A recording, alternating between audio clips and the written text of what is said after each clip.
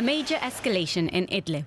Dozens of Turkish troops dead, the wounded taken back to Turkey for treatment. As a result of the airstrikes, 33 soldiers are martyred. None of our wounded soldiers who are being treated in hospital are in critical condition. May our martyrs rest in peace.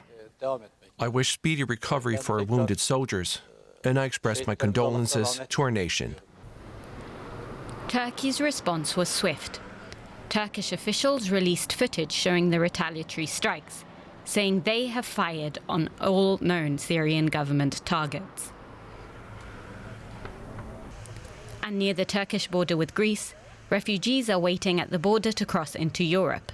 Turkish officials say they will open the border to millions of Syrian refugees who want to go to Europe, reversing a pledge Turkey made to the European Union in 2016. The international community has condemned the war's ongoing humanitarian impact. What is happening in northwest Syria, they said, is beyond imagination. It is not humanly tolerable. They told me of children so traumatized they no longer speak. Turkey has given Syria an end-of-the-month ultimatum to retreat. With Syria and its ally Russia refusing to back down, a humanitarian ceasefire may prove elusive. Let's bring in DW correspondent Julia Hahn for more on the story. She's following it all from Istanbul. Hi, Julia. Good to see you. This is a significant escalation. Can you bring us up to date on the latest that you're hearing from the Turkish side? Well, yes, indeed. This is a major escalation in this direct conflict between Turkish and Russian-backed Syrian forces there in Idlib. We have seen a number of clashes in recent weeks, but that airstrike, according to what we understand, has caused the largest death toll for Turkey in a single day since it first intervened in Syria 4 years ago. Now, Turkey has been hitting Syrian regime positions in Idlib in the past hours. That's according to the presidential palace in Ankara. It comes after a national security meeting was held in Ankara, chaired by President Erdogan himself. So no signs of backing down here from Ankara.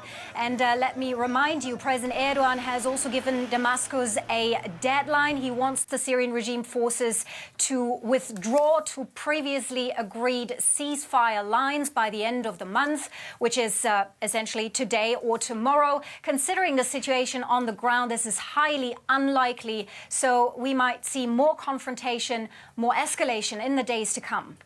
We know that Turkey is a member of NATO. NATO says it's holding an emergency session today. I mean, what role do you think that this aspect of the story will play?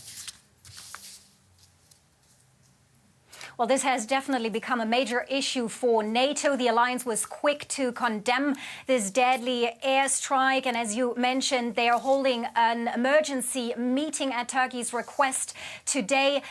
Turkey wants support from its Western allies. It wants them to understand that what's happening in Syria right now is not just a Turkish problem, a Turkish issue. And Turkish officials will probably press for a so-called no-fly zone in Syria to protect the lives of hundreds of thousands of people who have been displaced there during the clashes. Now, interestingly, the Turkish government so far avoids blaming this airstrike yesterday on Russia. It blames solely the Assad regime, although it is widely known and understood that the Syrian regime is carrying out these attacks with crucial support from Russia. Russia controls the airspace over Syria, over Idlib. So this is essentially, yes, a confrontation between Ankara and Moscow with the potential of turning into an open conflict between NATO and Russia as well. Julia, you mentioned the hundreds of thousands of people fleeing the fighting. They're heading towards the Turkish border. What will happen to them? Well, by all accounts, what's happening there inside Idlib is a humanitarian nightmare. We're getting reports of children freezing to death because families have to sleep outside in the open because there is just not enough space and nowhere for them to go. So far, Turkey has not opened its borders to these refugees currently stuck inside Idlib. But what's interesting is that a spokesperson of President Erdogan's ruling AKP said yesterday that Turkey was no longer able to stop the 4 million refugees currently residing inside Turkey from trying to reach Europe. And that's basically reiterating a long-standing threat by the president to open the gates to Europe. And we've seen images here on Turkish television of people, of refugees, Syrians and other nationalities gathering at Turkey's land border with Greece and Bulgaria. We've heard reports of people leaving Istanbul in buses. And of course, this is images. These are problems that potentially increase pressure on Europe as well to act and to do something in this crisis. DW's Julia Hahn reporting from Istanbul. Thank you.